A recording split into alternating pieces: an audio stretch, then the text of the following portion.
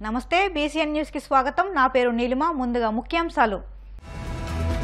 ఎండలు ఉక్కపోతతో ఉక్కిరిబిక్కిరి అవుతున్న నర్సాపురం పట్టణ వాసులు సేద తీరేందుకు వశిష్ఠ గోదావరి తీరానికి చేరుతున్న ప్రజలు।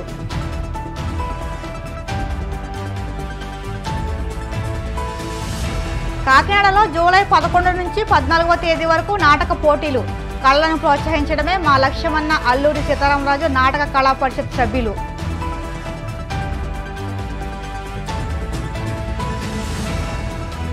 వాడపల్లి వెంకటేశ్వర స్వామి ఆలయంలో ప్రత్యేక పూజలు, స్వామిని దర్శించుకుని తరించిపోయిన భక్తజనం।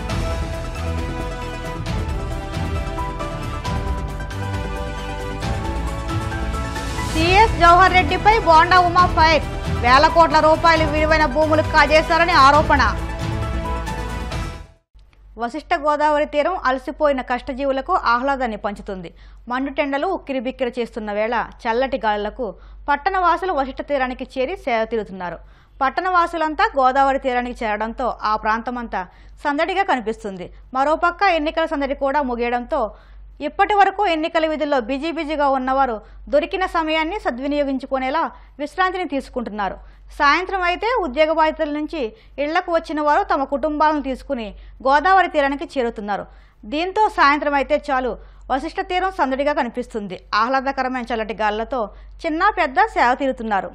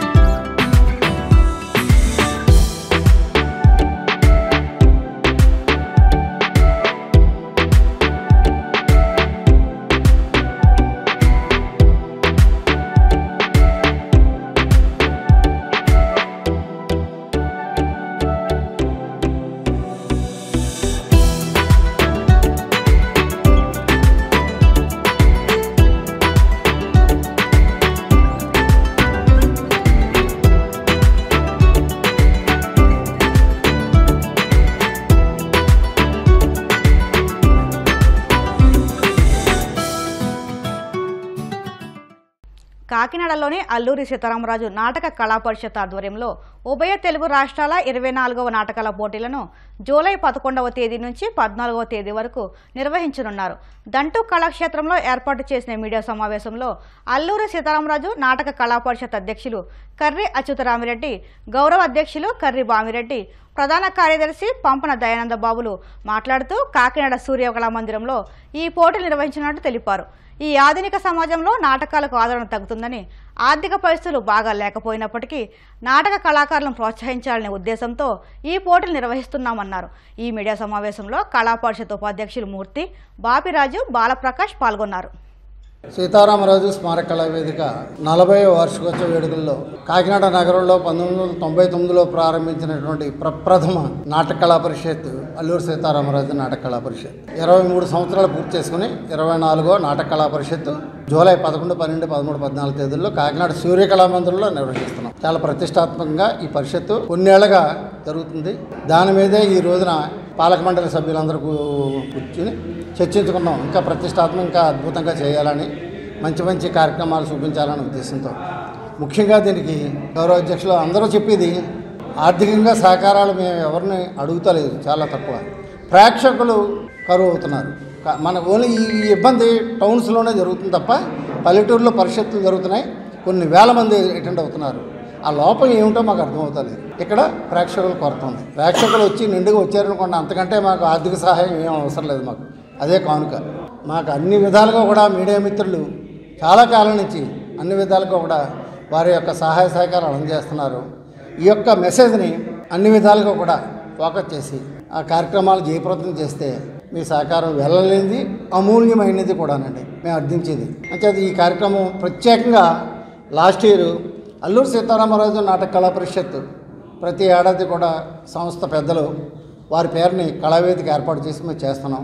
అదే మాదిరెడ్డి సుబ్బారావు గారు, సత్యకృష్ణారెడ్డి గారి పేరున కళావేదిక మీద జరిగింది. ఈ సంవత్సరం మన కాకినాడ మాజీ మున్సిపల్ చైర్మన్, సంస్థ చీఫ్ పేట్రన్ సభ్యులైన ఏప్రిల్ 7వ తేదీన గతించారు జ్యోతుల సీతారామమూర్తి గారి కళావేదికలో ఈ 4 రోజులు నాటక కళా పరిషత్తు జరుగుతుంది.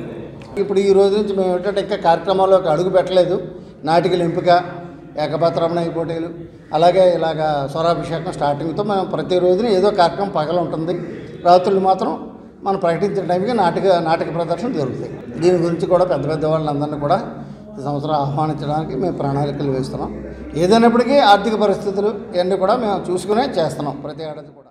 సీతారామరాజు నాటక కళా పరిషత్ కమిటీ మీటింగ్ జరిగింది. ఉభయ రాష్ట్రాలకి సంబంధించి ఈ కార్యక్రమం జరుగుతుంది. దీంట్లో కాకినాడకి పూర్వం నుంచి కూడా పెద్ద పెద్ద కళాకారులు అందరూ ఇక్కడి నుంచే వచ్చారు. వాళ్ళు చాలా పెద్ద పెద్ద సినిమాల్లో కూడా యాక్ట్ చేయడం జరిగింది. అంచేత ఇక్కడ కూడా చాలామంది కళాకారులు ఉన్నారు. ఆ నాటకాలు అనేది కొంచెం అవుట్డేట్ అవ్వడం జరిగింది. అంచేత కష్టపడి దయానంద్ బాబు గారు ఇటువంటి మన అందరూ కష్టపడి చేస్తున్నారు. కానీ కొంచెం ప్రేక్షకుల లోపం కొంచెం నాకు స్వయంగా కనిపిస్తుంది.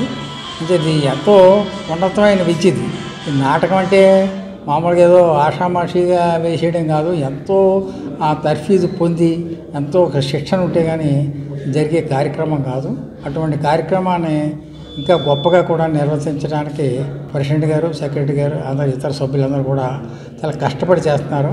దీన్ని మీ అందరి సహకారం, ఫైనాన్షియల్గా ఒకటి ఇంపార్టెంట్, తర్వాత ప్రేక్షకులుగా కానీ ఆయన వచ్చి మమ్మల్ని ఆనందింపజేయాలని చెప్పి కోరుతున్నాను.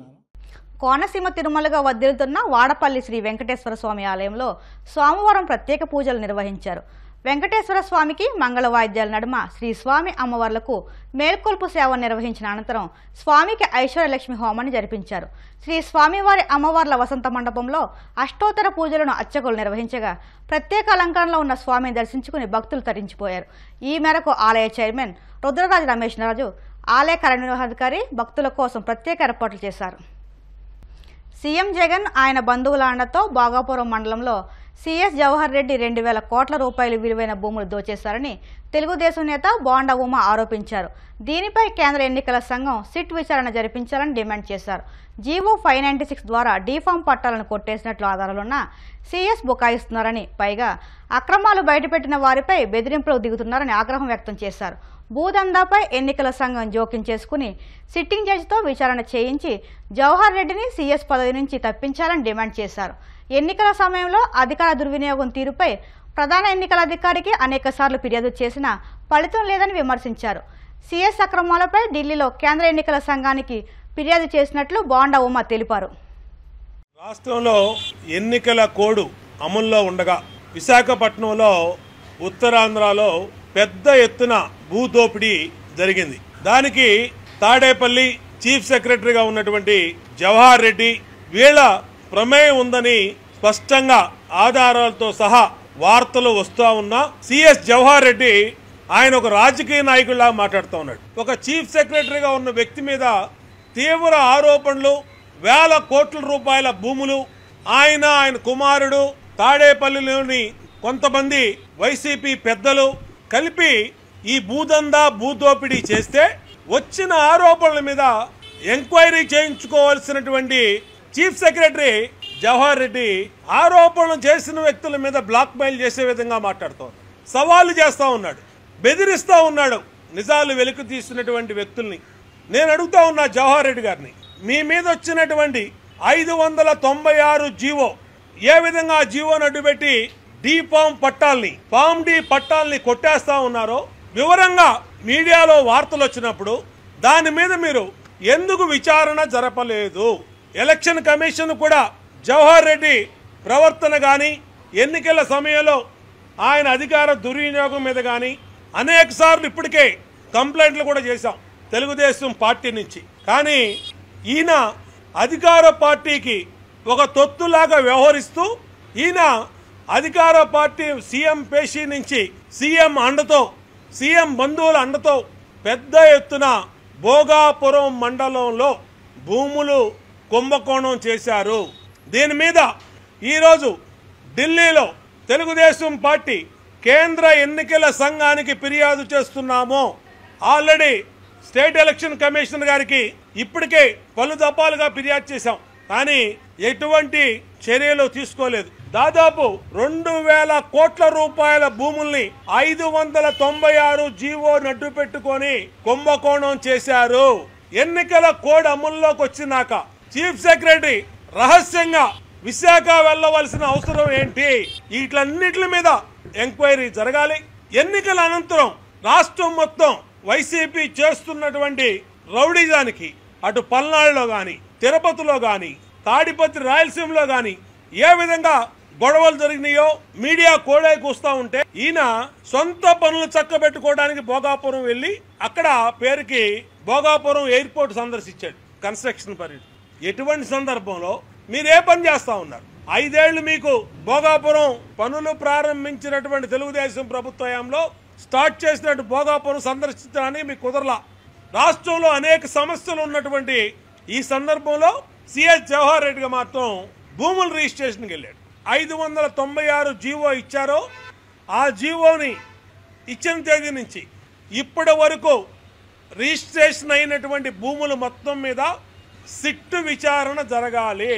వెంటనే జవహర్ రెడ్డిని ఆ పదవి నుంచి బాధ్యతల నుంచి తప్పించాలి. వెంటనే ఎన్నికల కమిషన్ జోక్యం చేసుకోవాలి. ఎన్నికల కమిషన్ పరిధిలో పనిచేయవలసినటువంటి ప్రభుత్వ అధికారులు డి పట్టాల అసైన్ ల్యాండ్స్ భూముల రిజిస్ట్రేషన్ లో బిజీగా ఉన్నారంటే విజయనగరం కలెక్టర్, విశాఖపట్నం కలెక్టర్ వీళ్ళందరినీ కూడా ఎంక్వైరీ చేయాలి. జవహర్ రెడ్డికి చిత్తశుద్ధి ఉంటే మేము డిమాండ్ చేస్తున్నటువంటి అంశం మీద వైట్ పేపర్ రిలీజ్ చేయండి. అనేక అక్రమాలు ఈయన సిఎస్ అయినాక జరిగినాయి. హైకోర్టు జడ్జి గారి చేత విచారణ చేయించాలి. ఇది చాలా పెద్ద స్కాము. సంవత్సరాల తరబడి సాగు చేసుకుంటున్న భూముల్ని అక్రమ జీవో ద్వారా రైతుల పీకల మీద కత్తి పెట్టి అగ్రిమెంట్లు చేయించుకొని మీ భూములు లాక్కుంటా, లేకపోతే మీ అగ్రిమెంట్ చేయకపోతే అని మొత్తం వైసీపీ మాఫియా సిఎస్ ఆధ్వర్యంలో పనిచేసింది. ఇప్పుడు కాసేపు ప్రకటనలు.